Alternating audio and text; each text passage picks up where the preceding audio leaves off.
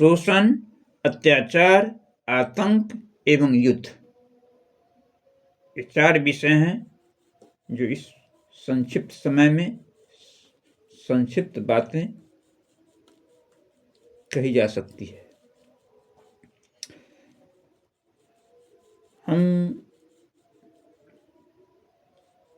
देख चुके हैं और अभी भी देख रहे हैं कि विश्व के हर काल और युग में काल पुरुष और युग पुरुष पैदा हुए हैं, जन्म लिए हैं।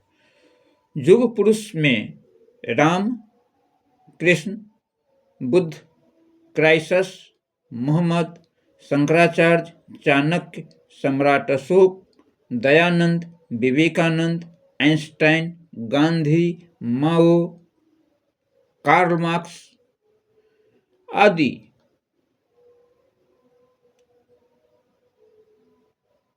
ये तो पहले की हुई।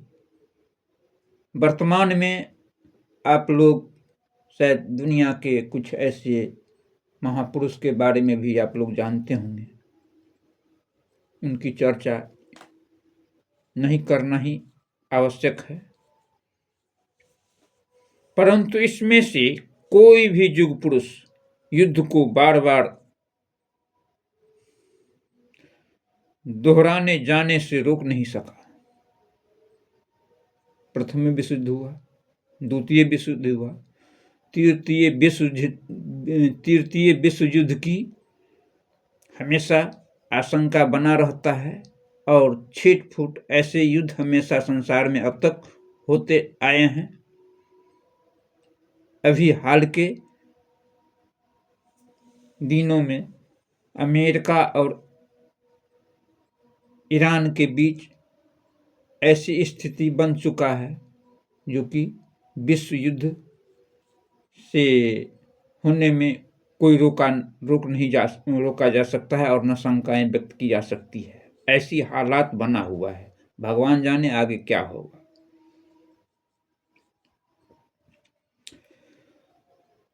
तो उनके द्वारा किसी ऐसे कारगर की व्यवस्था की स्थापना का सूत्रपात भी अब तक नहीं किया जा सका जिसके विकास के द्वारा युद्ध की विभीषिका को रोका जा सके या कम किया जा सके।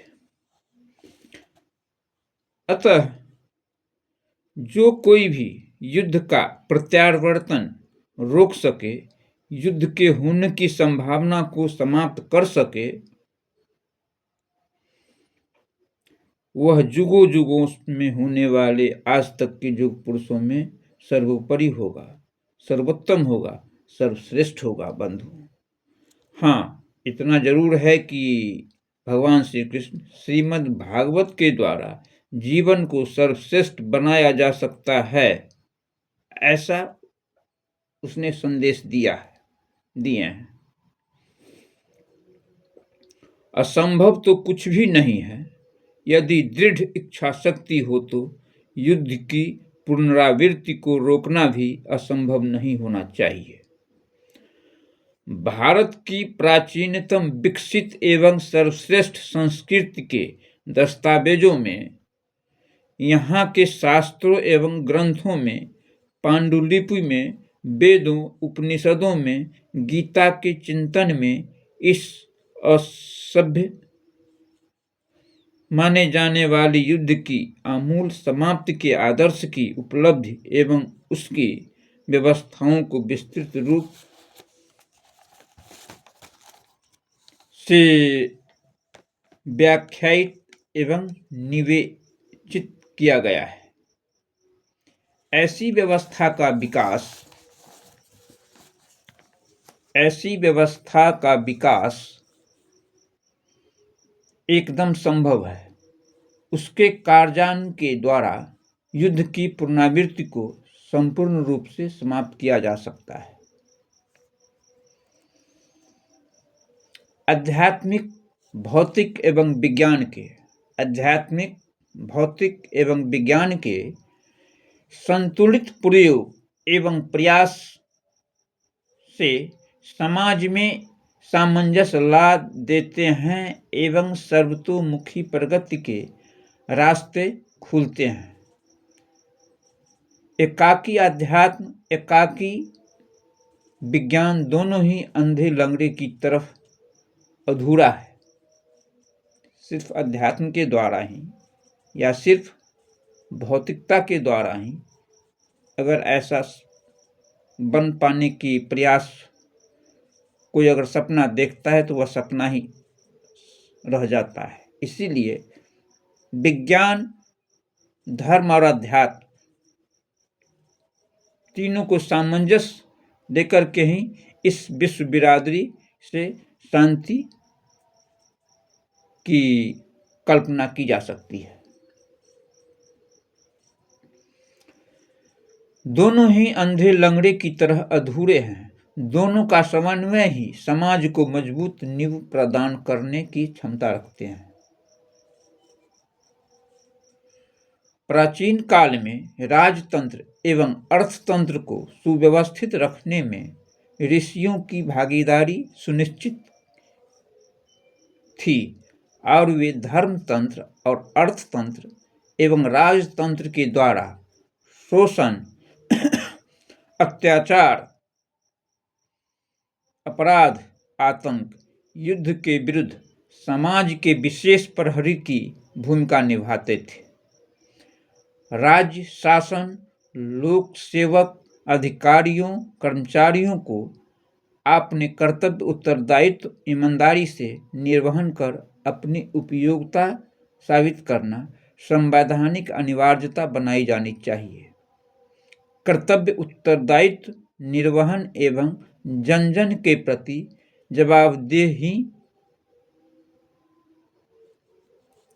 की ऐसी व्यवस्था की स्थापना, उसका निर्माण एवं कार्यान्वयन समृद्ध राष्ट्र, वह भी उसके निर्भीक संत या शासक ही कर सकते हैं।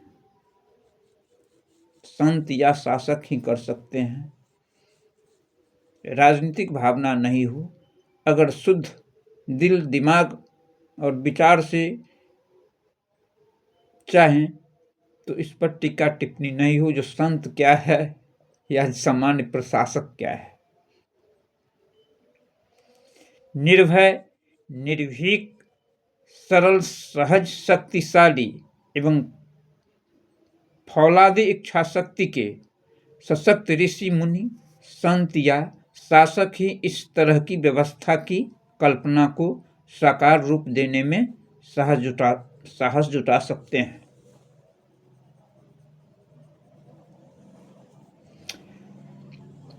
तभी इस ऐसी नई व्यवस्था को पूरे विश्व में प्रसारित किया जा सकता है और शून्य युद्ध की स्थिति प्राप्त की जा सकती है।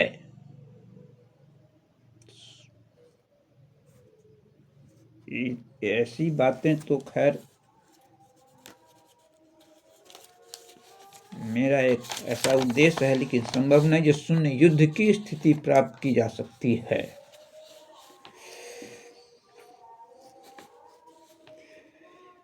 क्या कभी इस पर विचार किया है? यदि नहीं तो क्या इस व्यवस्थाओं जानना, व्यवस्था समझना एवं इस पर समाज, शासन व्यवस्था एवं संविधान के विधि विशेषज्ञों की रक्षा जानना आवश्यक नहीं है? आपकी समझ में यदि ऐसी व्यवस्था और उसका कार्यान्वयन संभव समझ में आए तो क्या आप इस पर बुद्धिजीवियों, समाजशास्त्रियों, राजनीतिज्ञों, कूटनीतिज्ञों एवं विधि विशेषज्ञों की राष्ट्रीय एवं अंतर्राष्ट्रीय बहस कराना पसंद करेंगे? क्या इसके लिए समान विचार वाली संस्थाओं एवं संपूर्ण धर्मतंत्र के पूर्वधाओं को सहयोग के द्वारा एक मंच पर लाने का साहस जुटाया जा सकेगा? क्या ऐसा संभव है? मैं आम व्यक्तियों से पूछना चाह रहा हूं, जानना चाह रहा हूं।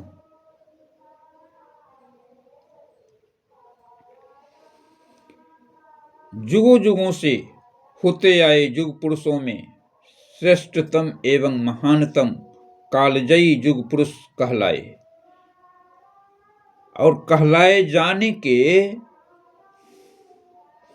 गौरव का केवल और केवल वही ऋषि संत अथवा शासक अधिकारी है जो युद्धों को सदा सर्वदा के लिए समाप्त कर युद्धों के बजाय शांति सृजन विकास के युग में मानव समाज को प्रवेश करा दे। वर्तमान में युद्ध के विकास एवं विस्तार का एक मूल कारण यह भी है कि आतंकवाद एवं युद्ध को हमने वाणिज्य एवं उद्योग का रूप दे दिया है। विश्व में ऐसा ही धंधा है। बोलने के क्रम में धारावाही में तो हम लोग ही बोल देते हैं, अक्सर लोग बोल देते हैं।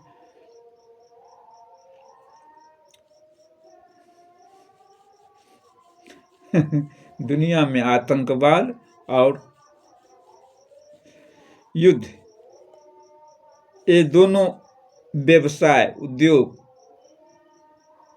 बहुत उच्च स्तर पर चल रहा है, परंतु यदि हम युद्ध के बजाय शांति सहयोग सृजन एवं समृद्धि के लक्ष्य निर्धारित कर दें तो यह युद्ध उद्योग को संपूर्ण रूप से तब्दील कर सृजन एवं समृद्धि के लक्ष्य प्राप्ति में समायोजित किया जा सकता है। बंधु, इसके बावजूद युद्ध के बहुत से क्षेत्र युद्ध समाप्ति के बाद भी युद्ध के आदि व युद्ध के शौकीन जो दुनिया के शासनाध्यक्ष हैं, जो व्यवसाय समझते हैं, ऐसे लोगों के लिए बचे रहेंगे। जिस क्षेत्र में युद्ध में लगे उद्योग विशाल सेनाएं एवं संबंधित उपकरण को भूख, गरीबी, बीमारी, आवास, विकास, अशिक्षा, बेरोजगारी, अपराध एवं आतंकवाद आदि के विरुद्ध युद्ध करने में लगाया खपाया जा सकता तो कितना कल्याणकारी बात होता।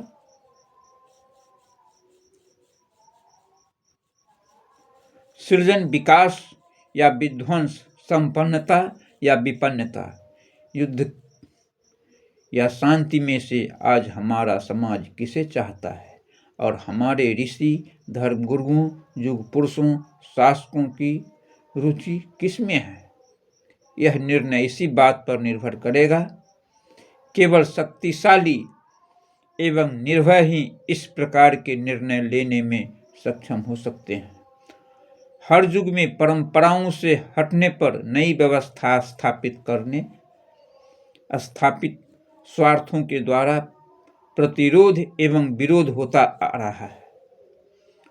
अब भी प्रचलित व्यवस्था, परंपरा एवं मान्यता से हटकर किसी नई और वर्तमान काल में बिना अपनाई व्यवस्था की स्थापना का विरोध भी अवश्य ही होगा। यद्यपि यह व्यवस्था अनंत काल से प्रकृति के नियमों एवं सिद्धांतों पर आधारित एक सनातन व्यवस्था है एवं मानव प्रकृति के अधिक अनुकूल है। टर्की के कायाकल्प के संदर्भ में कमाल पाशा को भी विरोध एवं प्रतिशोध का सामना करना पड़ा था। देखिए, कुछ ऐसे महापुरुष भी हैं जो इस पर कदम उठाते हैं। अभाव साहस का नहीं है बंधुओं, अभाव साहस का नहीं है, अभाव है सामर्थ्य का। लोग करने वाले हैं ऐसे तो उनके पास में सामर्थ्य नहीं है, और जिनके पास में सामर्थ्य है उनका न नीति है, न नियत है और न नैतिकता का समावेशन है। हमारी संस्कृति, वसीयत, विरासत एवं भारत का गौरवशाली इतिहास हमें यह शक्ति, निर्भयता एवं सामर्थ्य प्रदान करने में समर्थ है, लेकिन सामर्थ्य नहीं है। समर्थ है भारत, लेकिन भारत के पास में सामर्थ्य नहीं है जो उपरोक्त कहे गए बातों को विश्व पटल पर साकार कर सकें। ओम शांति शांति शांति। समा शांति। नमस्ते।